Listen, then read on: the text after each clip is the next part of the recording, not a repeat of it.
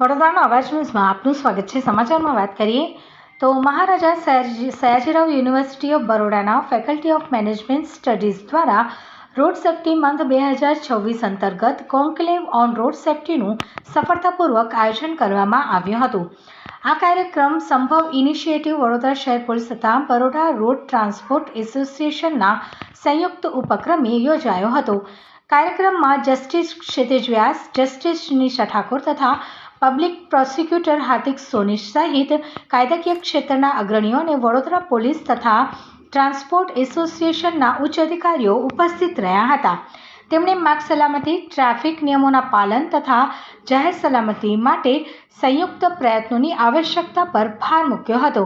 Management students forum દ્વારા આયોજિત આ કોન્ક્લેવમાં મોટી સંખ્યામાં ફેકલ્ટી ઓફ મેનેજમેન્ટ સ્ટડીઝના વિદ્યાર્થીઓ જોડાયા હતા। આજરોજ સંભવ ઇનિશિયેટિવ અને વડોદરા પોલીસ દ્વારા in association with faculty of management studies Maharaja Sayajirao university and Baroda road transport association સાથે મળીને એક કોન્ક્લેવનું આયોજન કરેલું છે, conclave on the road safety, જેના ભાગરૂપે આજે અતિથિ વિશેષ તરીકે justice Nisha Thakor, current high court જજ of Gujarat, Justice Kshitij Vyas, former Chief Justice of High Court of Bombay, Shri Hardik Soni, Additional Public Prosecutor, State of Gujarat, આજે હાજર રહ્યા છે। આપણે સૌ જાણીએ છીએ કે જાન્યુઆરી મંથ ને રોડ સેફ્ટી મંથ તરીકે આખા ભારતભરમાં ઉજવવામાં આવે છે, જેના ભાગરૂપે સંભવ ઇનિશિયેટિવ અને વડોદરા પોલીસ દ્વારા આખા મંથ દરમિયાન અલગ અલગ એક્ટિવિટીઝ થઈ છે, જેમાં હજારો સ્ટુડન્ટ્સ સ્કૂલ અને યુનિવર્સિટીના સ્ટુડન્ટ્સને રોડ સેફ્ટી વિશે જાગૃત કરવામાં આવ્યા છે। અલગ અલગ પ્રકારની કોમ્પિટિશન્સ કરવામાં આવી છે અને એના આજે 31 જાન્યુઆરી એટલે કે આજનો છેલ્લો દિવસ આ માસનો, એના ભાગરૂપે આપણે કોન્ક્લેવનું આયોજન કર્યું છે, જેનો મુખ્ય ઉદ્દેશ્ય એ છે કે જ્યુડિશિયરીના પર્સપેક્ટિવથી રોડ સેફ્ટી વિશે લોકોને માહિતગાર થાય। જ્યુડિશિયલ બહુ ઇમ્પોર્ટન્ટ રોલ પ્લે કરે છે જ્યારે આપણે રોડ સેફ્ટીના કાયદાની વિશે વાત કરીએ, જેવી કે તમને બધાને આપણને ખ્યાલ છે કે ગુડ સંવિધાન જે લો જે છે એ સુપ્રીમ કોર્ટમાં એક PIL દાખલ થઈ હતી, એના ભાગરૂપ બનેલો છે। એવી રીતે દરેક ડિસ્ટ્રિક્ટ્સમાં જે કમિટી છે તો એનું પણ જે ગઠબંધન બનેલી છે એ કમિટી પણ સુપ્રીમ કોર્ટના એક ડાયરેક્શન પ્રમાણે બનેલી છે। તો જ્યુડિશિયરીનું આસ્પેક્ટ અને જે પોલીસ ઓફિસર્સ છે એ લોકોનું એન્ફોર્સમેન્ટ કેવી રીતે થઈ શકે ને આપણે શું વ્યૂઝ છે એ લોકોના, એના માટે આ કોન્ફરન્સનું આયોજન કરેલું છે। હિરાંશી શાહ, फाउंडर ऑफ संभव इनिशिएटिव। नमस्ते। फैकल्टी ऑफ मैनेजमेंट स्टडीज़ ने आज यहाँ पर एक बहुत अच्छे कार्यक्रम का आयोजन किया है, द रोड सेफ्टी कॉन्क्लेव, और इसमें जुडिशरी, एग्जीक्यूशन और एडमिनिस्ट्रेशन तीनों विंग गवर्नमेंट के शामिल हुए हैं और इसके सहभागी है बरोडा ट्रांसपोर्ट एसोसिएशन और मैनेजमेंट स्टूडेंट फोरम। ये कार्यक्रम लगभग 1 महीने से चल रहा था, जिसकी आज पूर्णाहुति है और मैनेजमेंट स्टूडेंट इस काम के लिए हमेशा तत्पर रहते हैं कि जो समाज के जो भी काम हो, और रोड सेफ्टी एक बहुत इम्पोर्टेंट विषय है जो युवाओं के लिए, खासकर उन लोगों के लिए जो बिना हेलमेट के जाते हैं, बिना और 3 सवारी के जाते हैं, रॉन्ग साइड एंट्री करते हैं।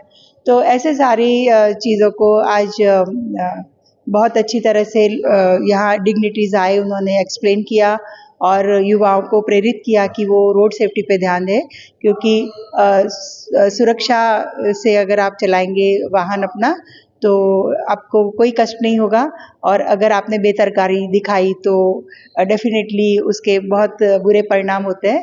तो इसी को ध्यान में रखते हुए मैनेजमेंट स्टडीज़ फैकल्टी ने आज ये प्रोग्राम आयोजित किया है। અત્યારે અમે અહીંયા MS યુનિવર્સિટીની અંદર દીનદયાળ ઉપાધ્યાય હોલની અંદર યુનિવર્સિટી દ્વારા, બરોડા પોલીસ દ્વારા તથા સંભવ ઇનિશિયેટિવ દ્વારા ઓર્ગેનાઇઝ કરેલા કાર્યક્રમ, ખાસ કરીને ટ્રાફિક સપ્તાહ એનાનું આયોજન કરેલું છે।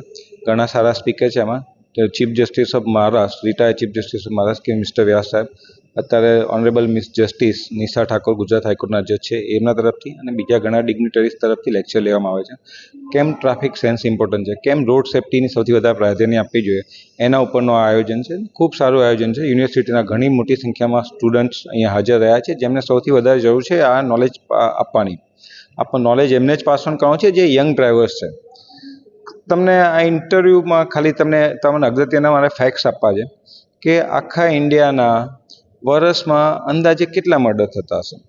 એનો આંકડો છે 27,000 થી 30,000ની આસપાસના મર્ડર્સ આખા ઇન્ડિયામાં થતા, જેને આપણે સૌથી ગંભીર ગુનો માનીએ છીએ.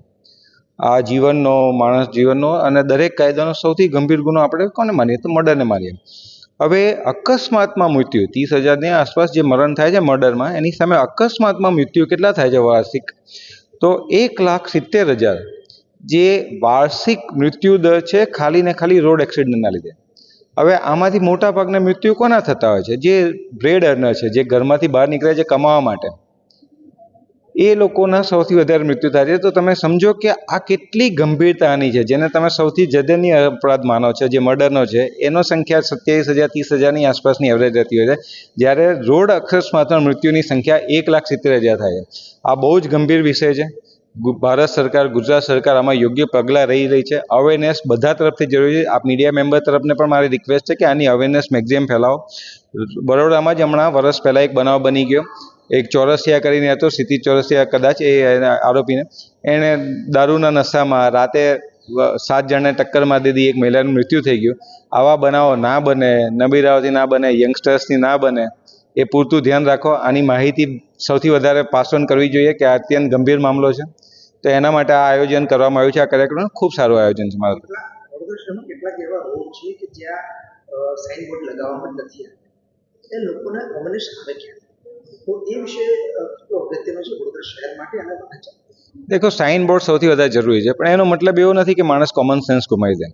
તમને એક ખ્યાલ હોવો જોઈએ કે એક સિટી એરિયાની અંદર તમે 40-50થી વધારે સ્પીડમાં ના ગાડી ચલાવી શકો. તો માણસની સામાજિક કોમન સેન્સ સૌથી વધારે અગત્યની છે. હું લેક્ચર મારો હમણાં છે એમાં પણ કહેવાનો છું કે શું ઇન્ડિયામાં જ ડ્રાઈવર ખરાબ છે, ઇન્ડિયાના માણસો જ ખરાબ છે જે ખરાબ રીતે ડ્રાઇવિંગ કરે? ના, એવું નથી. તમે તમારા મિત્રો, સંબંધીઓ, તમે પોતે ગયા તો તમે દેખો દુબઈ, સાઉદી અરેબિયા, ત્યાં 70% 80% ડ્રાઈવર સાઉથ એશિયન છે, જે પાકિસ્તાનથી, જે બાંગ્લાદેશથી, ઇન્ડિયાથી. ત્યાં જઈને કેમ બધા ડાયાથીને ચલાવે છે? કારણ કે ડિટરન્ટ ઇફેક્ટ છે. સામાન્ય સમજણની સાથે મને સજા થશે, મારા આખા મહિનાનો પગાર જતો રહેશે, એક પણ ટ્રાફિક લાઇન્સના વાયોલન્સમાં હું હેરાન થઈ જઈશ, ત્યાં અત્યંત ગુનાને ગંભીરતાથી લેવામાં આવે છે.